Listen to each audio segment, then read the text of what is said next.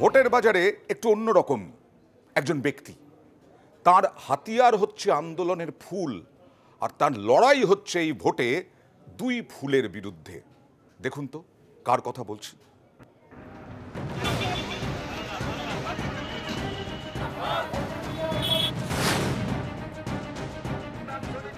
নারায়ণচন্দ্র নায়েক পূর্ব মেদিনীপুরের কোলাঘাটের বাসিন্দা। ২৪-এর লোকসভা ভোটে তমলুকের এসইউসিআই প্রার্থী। ১৯৯৭ সালে ফুল চাষিদের নিয়ে আন্দোলন শুরু করেন। এই আন্দোলনের সুফলও পান ফুল চাষিরা। কোলাঘাটে তৈরি হয়েছে বড় ফুলের বাজার। কাছের মানুষ, পাশের মানুষ, সময়ে অসময়ে সবসময় উনি আমাদের সঙ্গে থাকেন। আপামর জনসাধারণ যারা ভোট দেন, যারা ফুল চাষি, ফুল ব্যবসায়ী, সমস্ত স্বার্থ রক্ষার্থে উনি আজীবন আন্দোলন করে গেছেন। নারায়ণচন্দ্র নায়েকের রাজনীতির বড় অস্ত্র ফুল। ফুল চাষিদের জন্য আন্দোলন।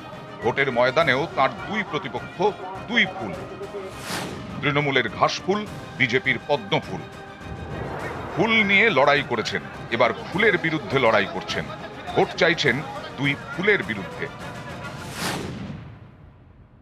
ফুল আজও কেন্দ্রীয় সরকার কর্তৃক কৃষিপণ্য হিসাবে স্বীকৃত নয়। আমাদের আন্দোলনের ফলেই রাজ্য সরকার কৃষি দপ্তর থেকে ফুল, ফল, পান, সবজিকে আলাদা করে হর্টিকালচার ডিপার্টমেন্ট তৈরি করেছে। আজও খোলা আকাশের নিচে তারা ফুল বিক্রি করে, আর আমি সেই ফুল চাষি এবং ফুল ব্যবসায়ী আন্দোলনে নেতৃত্ব দিয়ে থাকি। এবারের ভোটে বিশেষ নজর তমলুক কেন্দ্র। একাধিক হেভিওয়েট প্রার্থী লড়াই করছেন, কিন্তু তৃণমূল, বিজেপি, সিপিআইএম কোনো দলের প্রার্থী ভূমিপুত্র নন। কেউই তমলুক লোকসভা কেন্দ্রের ভোটার নন।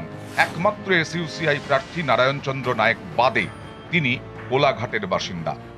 প্রতিপক্ষ দুজন ফুলের প্রতীক নিয়ে দাঁড়িয়েছে, দুরকম ফুলের প্রতীক নিয়ে, অথচ তারা এই ফুল চাষিদের সমস্যা নিয়ে আদৌ কিছু জানে কিনা আমার যথেষ্ট সন্দেহ রয়েছে। বহিরাগত হয়ে এই কেন্দ্রের মানুষের কাছে দাঁড়িয়েছে ফুল চাষি, ফুল ব্যবসায়ীরা আমাকেই সমর্থন করবে।